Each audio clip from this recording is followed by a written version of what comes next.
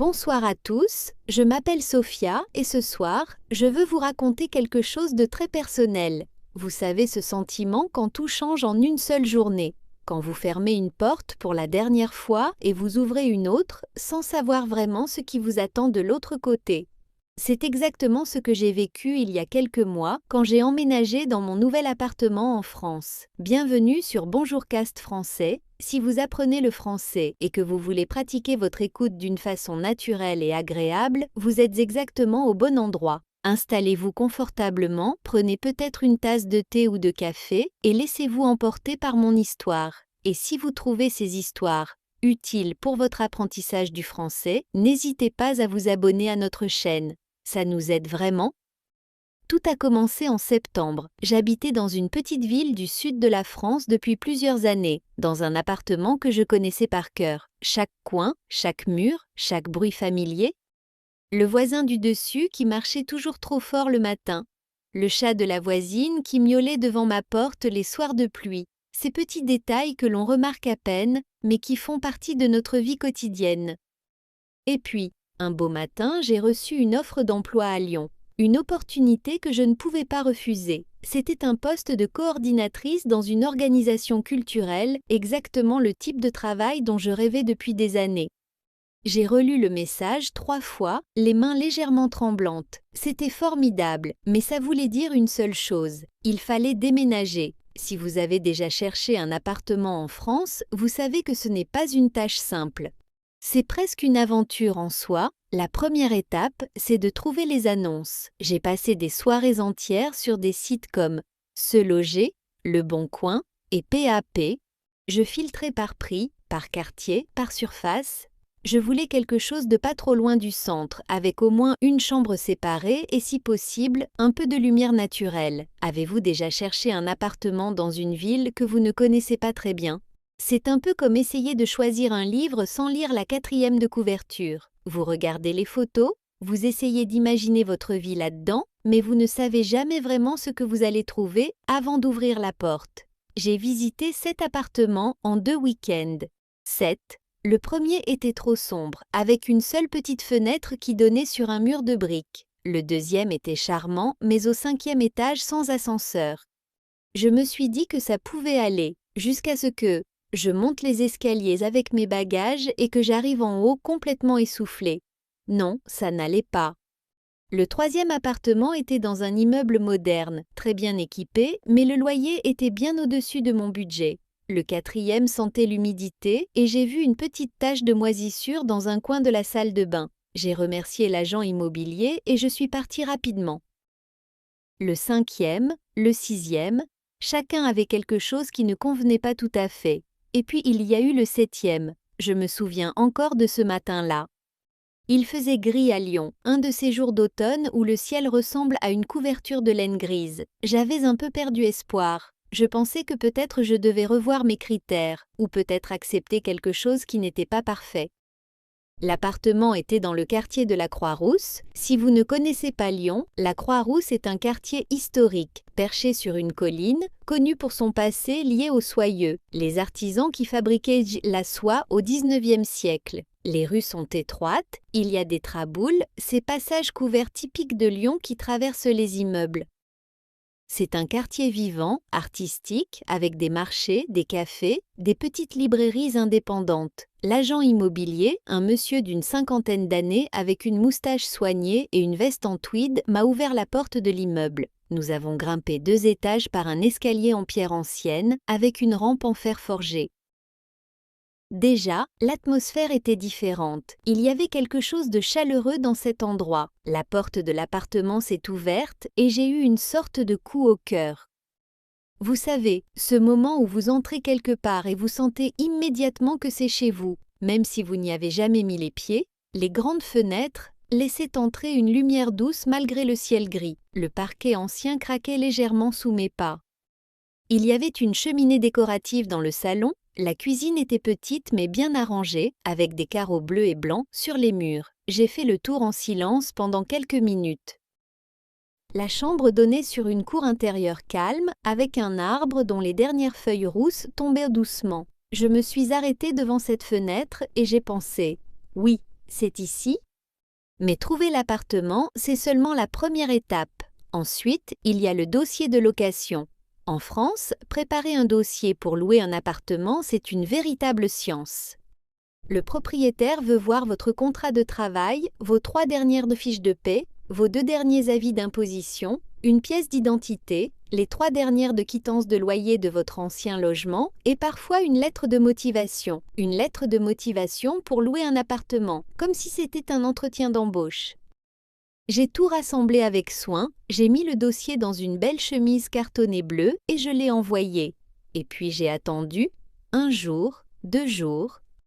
Le 3e jour, mon téléphone a sonné.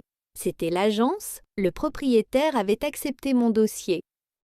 J'ai failli crier de joie dans la rue. Vient ensuite l'état des lieux d'entrée. Pour ceux qui ne connaissent pas, c'est un document très important en France. Avant d'entrer dans un logement, le propriétaire ou l'agence et le locataire font le tour ensemble de l'appartement et notent l'état de chaque pièce, chaque mur, chaque équipement. Est-ce que la poignée de la porte fonctionne bien? Y a-t-il des rayures sur le parquet? Est-ce que le robinet fuit? Tout est noté, tout est signé, c'est une protection pour les 2 parties. Quand vous quittez l'appartement plus tard, on compare l'état de départ avec l'état d'arrivée. Si vous avez fait des dégâts, une partie de votre dépôt de garantie peut être retenue. Si l'appartement est en bon état, vous récupérez tout. C'est un système assez logique, même si parfois l'état des lieux peut prendre beaucoup de temps. Le mien a duré presque 2 heures. Nous avons tout vérifié ensemble avec l'agent et j'ai pris mes propres photos avec mon téléphone pour garder une trace personnelle. C'est un conseil que je vous donne si vous louez un appartement en France. Prenez toujours vos propres photos lors de l'état des lieux d'entrée. Chaque coin, chaque tache, chaque petite imperfection, vous serez content de les avoir plus tard. Et puis est venu le grand jour, le déménagement. Ah, le déménagement! Qui a dit que déménager était l'une des expériences les plus stressantes de la vie? Cette personne avait tout à fait raison. J'avais réservé une camionnette de location pour 2 jours. J'avais demandé à 2 amies de m'aider, Marion et Julie, 2 filles absolument formidables que je connais depuis l'université. Nous avons commencé à emballer mes affaires 1 semaine avant. Des cartons et encore des cartons. On ne réalise pas combien on possède de choses avant de devoir tout mettre dans des boîtes. Des livres, beaucoup trop de livres, j'avoue, des vêtements que je n'avais pas portés depuis 2 ans mais que je gardais parce qu'on ne sait jamais. Des objets décoratifs, des souvenirs de voyage, de la vaisselle, des ustensiles de cuisine, des câbles mystérieux dont je ne savais même plus à quoi ils servaient. Marion avait apporté du scotch, des marqueurs et une excellente playlist musicale. Nous avons emballé en chantant, en riant et en nous posant des questions existentielles sur chaque objet. Est-ce que ce vieux cadre méritait de voyager jusqu'à Lyon? Est-ce que cette lampe que j'avais achetée dans une brocante avait vraiment sa place dans mon nouveau salon? Dans le doute, j'ai tout emporté. Le matin du déménagement, il faisait beau. Un de ces jolis matins d'octobre où l'air est frais et clair et où les feuilles dorées brillantent dans la lumière du matin. Nous avons chargé la camionnette avec méthode. D'abord les meubles lourds, ensuite les cartons, ensuite les objets fragiles enveloppés dans des couvertures. Le trajet jusqu'à Lyon a duré environ 2 heures. J'ai conduit en tête avec la camionnette, Marion et Julie me suivaient en voiture. Pendant tout le trajet, j'oscillais entre l'excitation et la nostalgie. Je quittais une ville où j'avais vécu des moments importants, mais j'allais vers quelque chose de nouveau. Une nouvelle ville, un nouveau chapitre. Arriver à Lyon avec une camionnette pleine, c'est une autre histoire. Les rues de la Croix-Rousse ne sont pas faites pour les grands véhicules. Elles sont étroites, parfois en pente, et le stationnement est compliqué. Nous avons tourné plusieurs fois avant de trouver un endroit convenable pour arrêter la camionnette. Un voisin, Monsieur Lefebvre, un homme d'une 60aine d'années avec un tablier de jardinier et un air bienveillant est sorti de l'immeuble et nous a proposé son aide. C'est une des choses que j'aime en France. Souvent, les gens aident leurs voisins lors d'un déménagement. Ce n'est pas systématique, bien sûr, et dans les grandes villes, c'est parfois différent. Mais ce jour-là, Monsieur Lefebvre a passé 2 heures avec nous à monter des cartons. Et à la fin, sa femme nous a apporté une quiche lorraine et une bouteille de rosé. Nous avons mangé tous ensemble dans mon appartement encore vide, assis sur des cartons, et c'était l'un des meilleurs repas de ma vie. Les premiers jours dans un nouvel appartement sont étranges. Tout est à sa place, mais rien ne semble encore vraiment à vous. Les sons sont nouveaux. La nuit, j'entendais des craquements que je ne reconnaissais pas. Le matin, la lumière entrait différemment. Je devais réapprendre les gestes simples. Où est l'interrupteur? Comment marche le chauffage? Quelle clé ouvre quelle serrure? Il y avait aussi toutes les démarches administratives. En France, quand on déménage, il faut prévenir beaucoup de gens. La banque, la sécurité sociale, les impôts, la poste pour faire suivre son courrier, l'assurance, l'opérateur téléphonique, les abonnements divers. J'avais fait une liste et je la décochais point par point, comme une petite victoire à chaque fois. Il faut aussi souscrire une assurance habitation. En France, c'est obligatoire pour les locataires. Vous devez avoir une assurance qui couvre au minimum les risques locatifs, c'est-à-dire les dégâts que vous pourriez causer à l'appartement ou à l'immeuble, comme un incendie ou un dégât des eaux. Vous devez fournir cette attestation d'assurance au propriétaire dès le début de la location. J'ai aussi découvert les spécificités du quartier. Chaque quartier en France a sa propre personnalité, ses propres habitudes. La Croix-Rousse, c'est le marché boulevard de la Croix-Rousse le matin, avec des légumes frais, des fromages, des fleurs. C'est les boulangeries qui ouvrent tôt et ferment l'après-midi. C'est les cafés avec leurs terrasses où les gens prennent un petit crème en lisant le journal. J'ai commencé à repérer mes endroits préférés, à saluer les commerçants, à avoir mes habitudes. Et puis il y a eu le moment où tout a changé. Environ 3 semaines après mon arrivée, j'étais en train de lire sur mon canapé, une tasse de tisane dans les mains. La lumière du soir entrait doucement par la grande fenêtre. L'arbre dans la cour avait perdu presque toutes ses feuilles. Dehors, j'entendais les sons du quartier, des voix, une mobilette qui passait, une fenêtre qui s'ouvrait quelque part, et j'ai réalisé, je n'étais plus étrangère ici. Ces sons étaient devenus mes sons. Cet appartement était devenu mon chez-moi. Ce sentiment, c'est difficile à expliquer. Ce n'est pas un grand moment dramatique. Personne ne vous dit « Félicitations, vous habitez maintenant ici ». Ça arrive doucement, progressivement. Un matin, vous vous réveillez et vous savez exactement comment le soleil va entrer dans votre chambre. Vous connaissez le bruit de l'ascenseur dans le couloir, vous reconnaissez les pas de vos voisins. L'appartement cesse d'être un logement et devient un foyer. Quelques semaines plus tard, j'ai organisé une petite crémaillère. Oui, la crémaillère, c'est une tradition très française. Quand on s'installe dans un nouveau logement, on invite ses amis pour fêter ça. Le nom vient de l'ancien temps, quand les gens pendaient leur crémaillère, le crochet pour la marmite dans la cheminée, comme signe d'installation dans une nouvelle maison. Aujourd'hui, c'est surtout une excuse pour se retrouver, partager un repas et célébrer un nouveau départ. J'avais invité une dizaine de personnes. Marion et Julie sont venues de leur ville. J'avais rencontré de nouveaux collègues qui sont devenus des amis. Et monsieur et madame Lefebvre étaient bien sûr invités d'honneur. J'avais cuisiné un gratin dauphinois, des gougères au fromage et j'avais acheté un excellent vin de la région. La soirée a duré jusqu'à minuit passé et les rires résonnaient dans l'appartement comme s'ils cherchaient à remplir tous les coins encore vides. Cette nuit-là, après que tout le monde fut parti, j'ai fait le tour de l'appartement.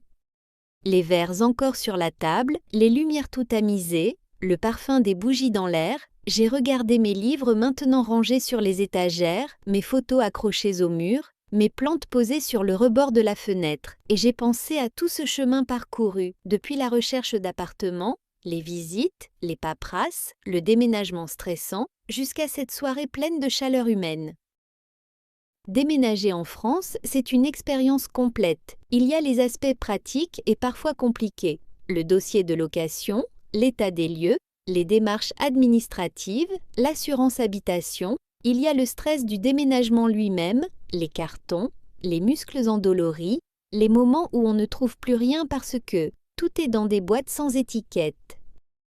Il y a l'inconfort des premiers jours, la période d'adaptation, et puis il y a tout le reste, la découverte d'un nouveau quartier, de nouveaux visages, de nouvelles habitudes. Les boulangeries que vous trouvez, les marchés que vous adorez, les cafés qui deviennent vos cafés. les voisins qui vous apportent une quiche et du rosé, les amis qui viennent vous aider et restent jusqu'au soir. Le moment où vous réalisez que vous êtes chez vous. Alors, est-ce que vous avez déjà déménagé vous aussi? Est-ce que vous avez vécu cette expérience de tout recommencer dans un nouvel endroit? J'adorerais lire vos histoires dans les commentaires. Dites-moi, est-ce que vous avez trouvé facilement votre chez vous ou est-ce que ça a pris du temps? Chaque histoire est différente et c'est ça qui est beau. Si vous pratiquez le français et que cette histoire vous a aidé à comprendre quelque chose de nouveau, que ce soit du vocabulaire, une expression ou simplement la façon dont les Français parlent de leur quotidien, alors laissez-moi un petit message en bas. C'est toujours agréable de savoir ce que vous avez retenu, ce qui vous a plu, ce que vous aimeriez entendre dans la prochaine histoire. Et si vous n'êtes pas encore abonné à Bonjour Cast Français, pensez-y. Nous publions régulièrement de nouvelles histoires et de nouveaux récits pour vous aider à progresser en français de façon naturelle, sans fiches de grammaire, sans exercices fastidieux, juste des histoires vraies et des conversations sincères. Si vous aimez ce que nous faisons, un petit abonnement et même un pouce en l'air font vraiment une grande différence pour nous. Merci d'avoir été là ce soir et d'avoir partagé ce moment avec moi. Il y a quelque chose de précieux dans le fait d'écouter une histoire dans une langue qu'on apprend. Chaque mot que vous comprenez, c'est un petit progrès. Chaque histoire, c'est un peu de France qui entre dans votre quotidien. Je vous souhaite une très belle soirée ou une belle journée selon où vous vous trouvez dans le monde. Prenez soin de vous, continuez à apprendre et à très bientôt pour une nouvelle histoire sur Bonjour Cast Français. Bonne nuit.